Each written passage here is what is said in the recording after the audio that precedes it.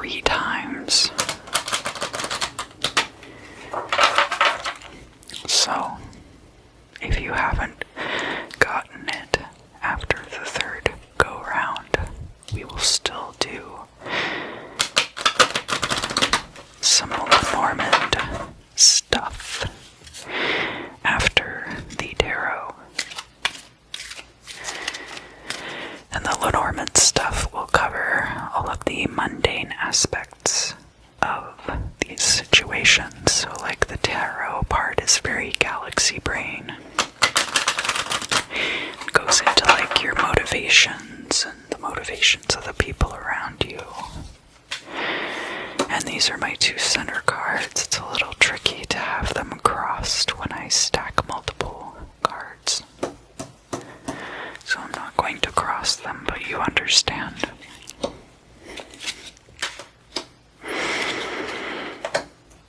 The tarot part is the very conceptual part, and then the Lenormand part is like, well, here's the practical aspects.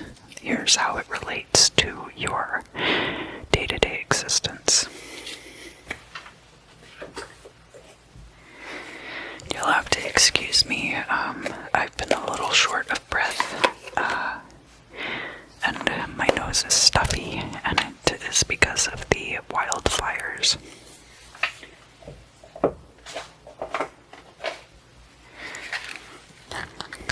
So the next deck that I'll be using is a really interesting deck that I ordered for a little more money than I usually like to spend on tarot cards. But they came with a book, so now I have to learn German. They are a German language, Egyptian inspired Major Arcana tarot deck.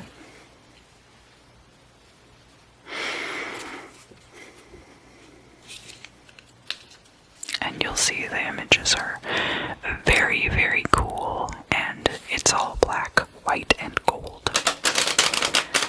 How could I resist? It was kind of like my birthday present to myself, except that I bought myself like a bunch of stuff for my birthday, so I don't know if that really counts. I'm not trying to rub it in.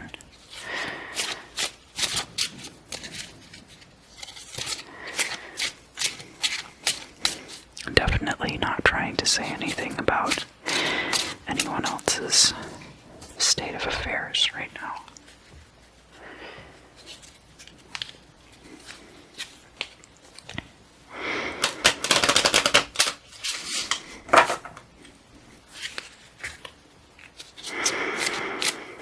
What is it that you want out of this month, Taurus?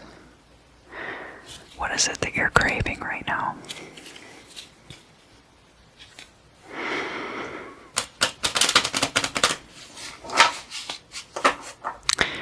How are you going to reach out into the ether and grab it and drag it, kicking and screaming? Yes, I get to peek. Ah, yes. There's been a lot of that going on.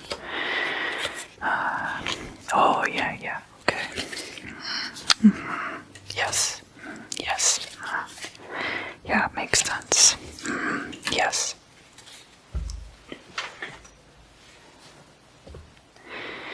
Drag it, kicking and screaming into this realm. And then this little tiny deck that's so beautiful you might die when you look at it directly.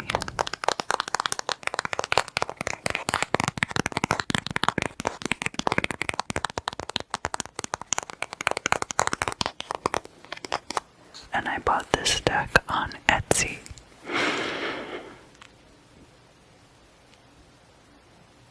If I can find the listing, I might link it in the description. I might.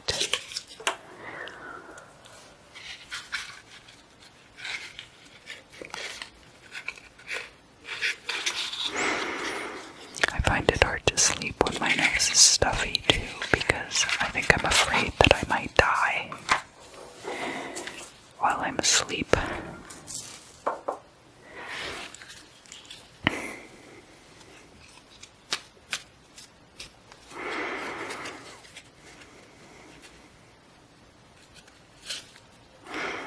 I mean, I'm not afraid that I'm gonna die while I'm asleep, but I think my body is afraid.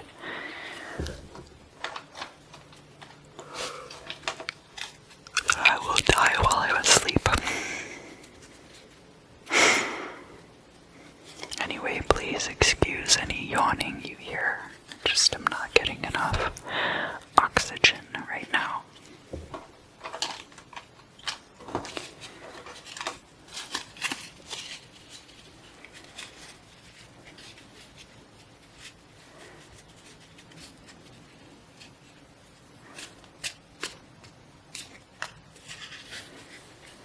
Alright, and then I will put these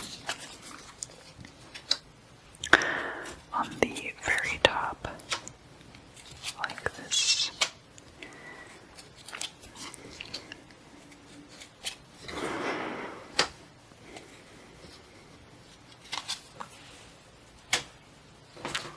Yes, and there we go.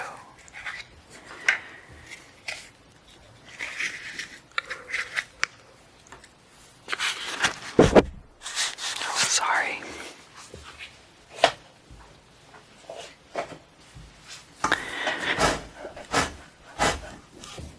Yeah, it's just that important. Alright, let's start looking at these things in the light of day. First things first, we have the Judgment card. Now, one aspect of the Judgment card, which I really like, that is it's expressed in the artwork on this card, is the idea that judgment is something that is cast upon us from the outside as well as the inside. Like, we all judge ourselves, but you can also be just as harshly judged by others.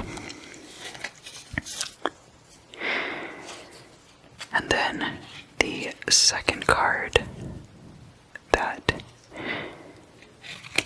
is part of this triad is the High Priestess. Now, normally the High Priestess has a very titties out kind of look going on, and while there is some nudity in this deck, they have chosen to cover her up completely. Well, except for her arms and feet, which I find very interesting. I really love the design of this card, and the way that there are the two rows of statues leading back to her chamber. She still has the scroll on her lap, of course, the knowledge. So, what is it that you need for proper judgment and discernment? You need knowledge. You need to have the key to the secrets. And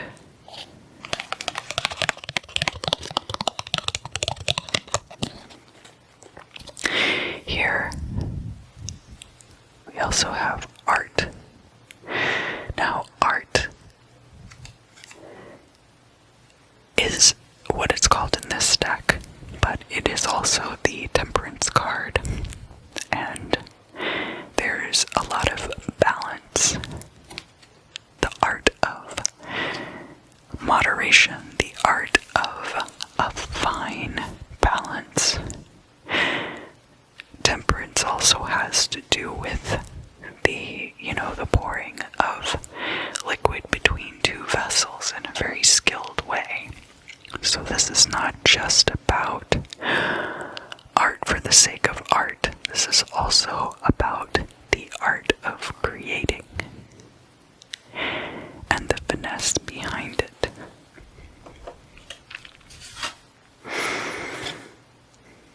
And actually, in this deck we have the High Priestess coming out again, so more of that hidden energy. We have the Magician as well. I've always taken it more like the Magician and the High Priestess being a pair rather than the High Priestess and the Hierophant. I feel like those are more like balanced energies. But when you have the Magician and the High Priestess coming out together, that's two people who complement each other's talents in ways that can lead them both to great manifestation capability. And actually, the card that comes out there with those is Fortune. So, the High Priestess is a feminine energy, but it doesn't have to mean like a woman. Like, you could both be men, you could both be women, you could both be non-binary. You know how I feel about gender, I think. For those of you who are new here, I think gender is a lie. I'm kidding, but I'm not really kidding. Alright.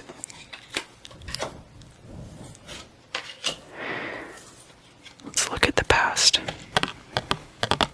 And that's just my relationship to it. You know, whatever your relationship is to it, I respect that. Anyway. In the past, we have a victory. Something that you were able to get what you wanted and needed out of that situation. We have the Sun here as well. Now, these two figures, while you could see them as a married couple, I, with this card specifically, see them as being like the balance of masculine and feminine, because then down here at the bottom you also have like that lemniscate, which is like the infinity symbol, and of course like the sun being balanced by the night time. Now, here we have the adjustment card, which is like the justice card for this deck.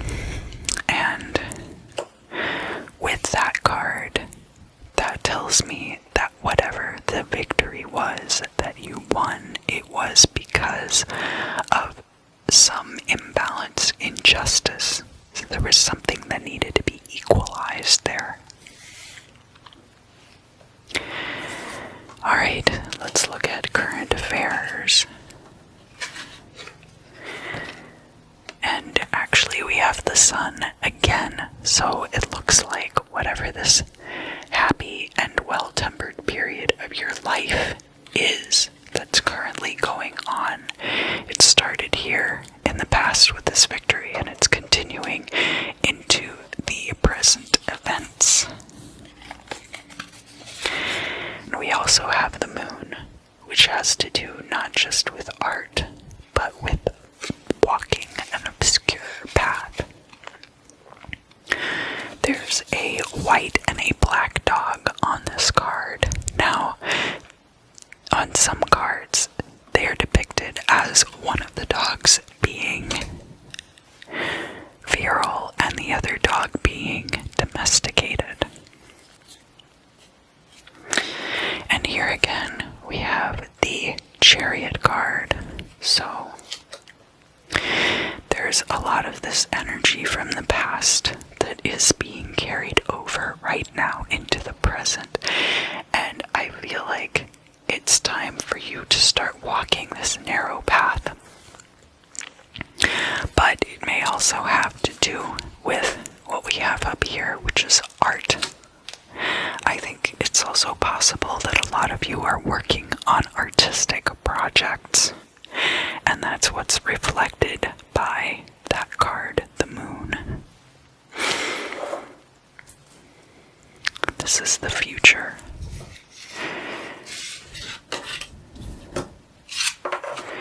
Very interesting. We have the Emperor. Now, the Emperor is somebody who rules by might and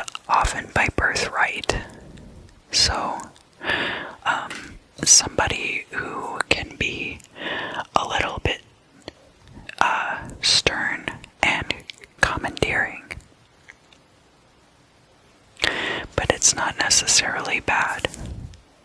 It just looks to me like you might be toughening up a bit in your stances. Interesting. Alright, so what we actually have here is the Emperor and then the Fool. And so, to me, that means that you are being kind of hard-headed without really taking into account all of the evidence that's available. Or maybe the evidence isn't available. You know, for whatever reason, you're not able to see the whole situation. And then what is on top of this pile is the little tiny coffin-shaped death card. So, very interesting. Now we're going to look at this final outcome, and then I'm going to get out the Lenormand cards, and we are going to talk about the worldly aspects of these situations, how they all interconnect. We have the Moon card, which again has to do a lot with the arts, but also has to do with walking a narrow path, sometimes between two opposing forces, and often with the way being obscured. Alright? Now, again, we have the Wheel of Fortune coming out in this deck called the Sphinx.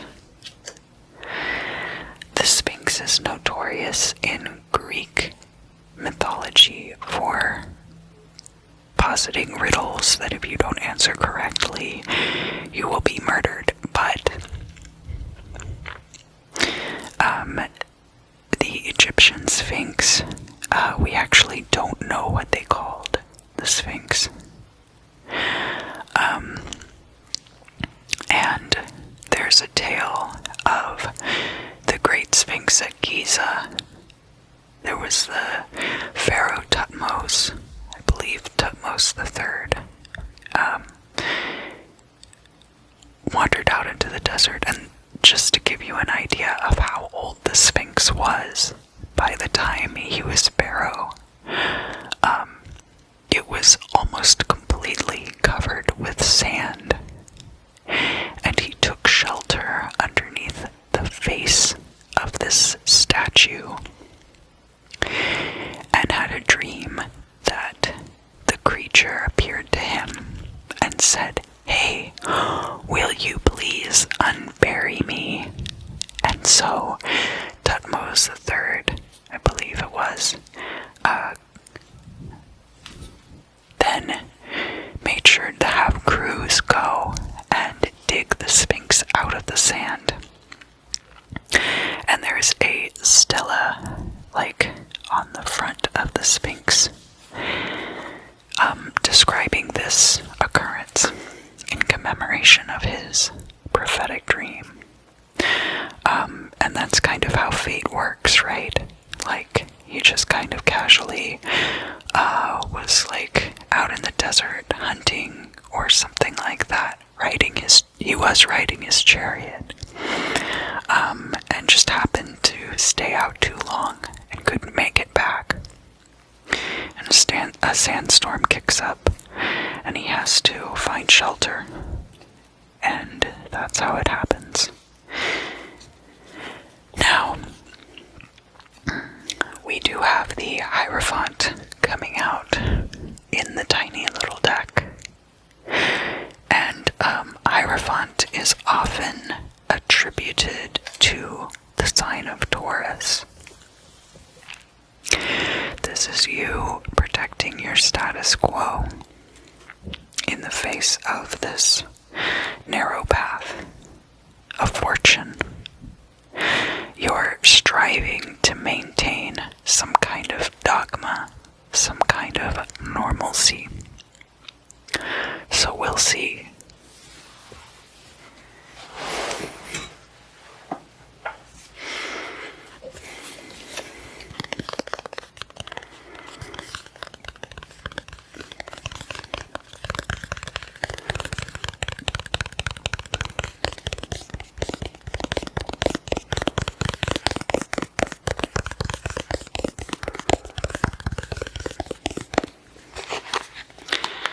These are the Healing Light Lenormand cards. I really love the artwork on them for the most part, but some of them are more obscure than I would care for in a Lenormand deck. Like, you really want the images to be these powerful, singly focused messages.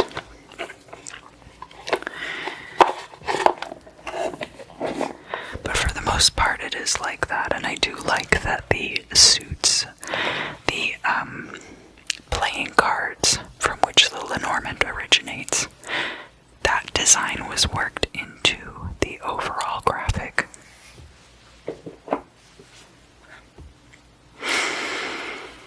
Alright, so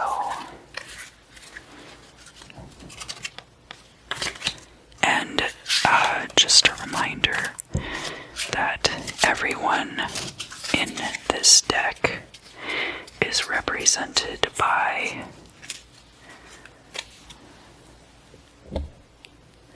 this figure.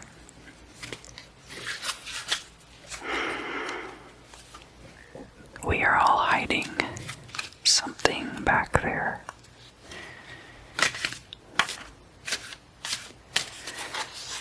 Just think of it like a tube of toothpaste.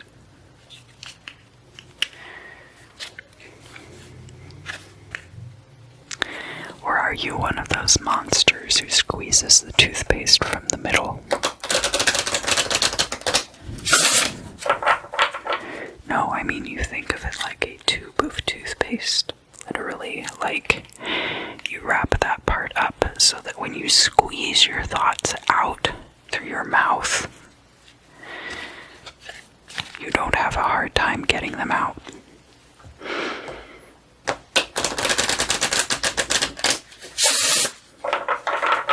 That's why people do that, right?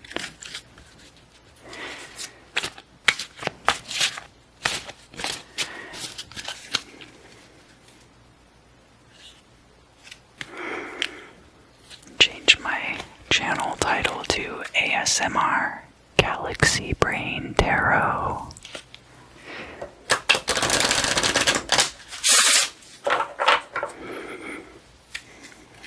Alright.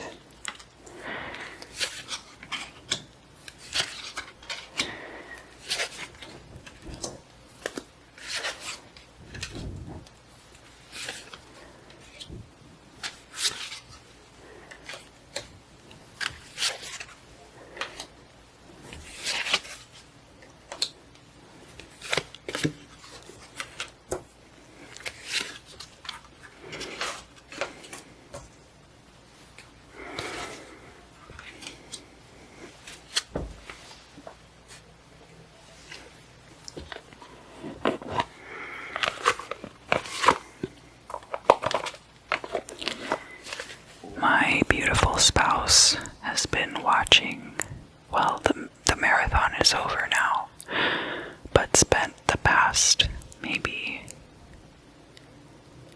3 or 4 days doing a Pokemon VHS marathon.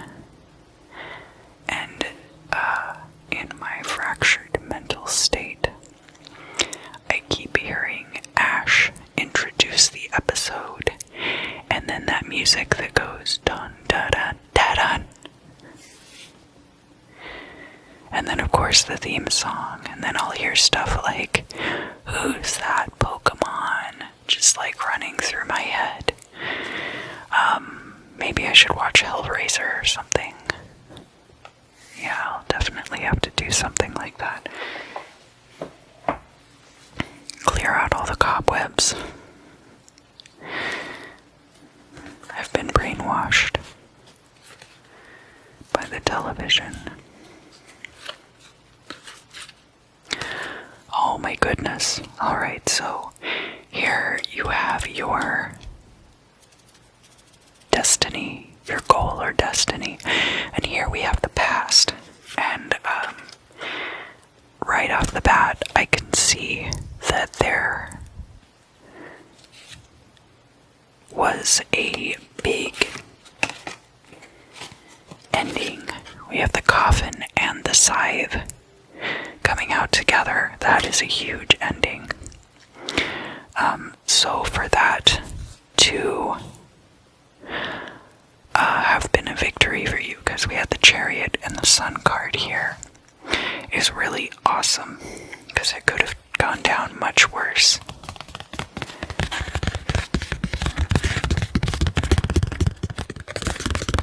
And then we also have the Stork. So the Stork brings things like babies or news or objects into your life.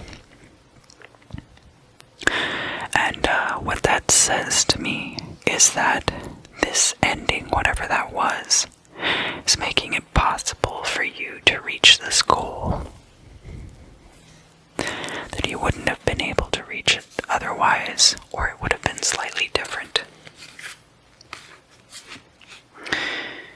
Alright, so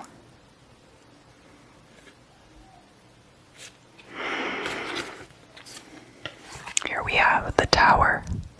The Tower is all about control.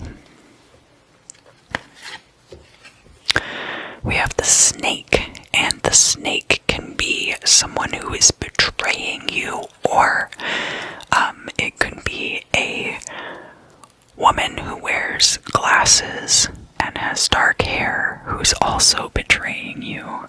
I don't know how they ever would read the Snake as anything but betrayal. That just sounds too, like I need an out as a fortune teller, you know? And then the Sun, which is always a good omen when it comes out in readings. So basically, this part is, it looks like someone was being duplicitous because they felt like they needed control. And that's what's bringing you from this situation in the past to your current situation. So it could be that you had victory because this person was being so underhanded.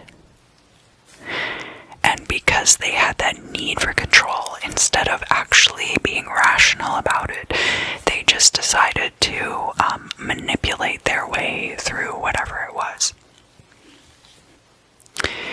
So now taking us from the current state of affairs to the future.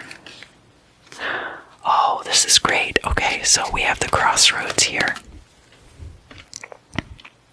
And that's about choices, and also a little bit about what I was saying about the moon being like that narrow way. Narrow way. Narrow way.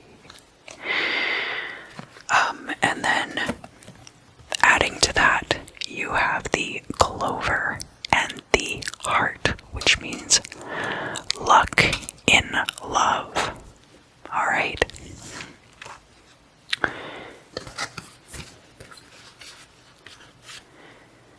So now we're looking at what is bringing you from the future to your goal or destiny, right? We have the Fox, and the Fox can be about cunning, but it can also be about your career. We have the Book, and the Book in this card is open, so it is more about knowledge, but it could also be about secrets. And then we have the Key, and the Key is all about what is the key to your success, or the key to the situation, which means things that you need to pay attention to. So it looks to me like there might be a situation with your job where there are things that you need to pay close attention to, details and like knowledge and maybe even secrets. And the Book can be about knowledge, but it can be about secrets as well. And to me, it looks like the book that they have here is an atlas. So it seems to me that it's not just knowledge, but it's knowledge that shows you which way to go. Alright, Taurus. yes, I think that pretty much covers it. I really hope that you enjoyed this October 2020 ASMR tarot reading. If you did, please like, share, subscribe. Tell me how much you loved this video. Tell all your friends who are Tauruses that you think should watch this video. And I hope that you have a great month. I mean, a really stellar October. And I hope to see you again very, very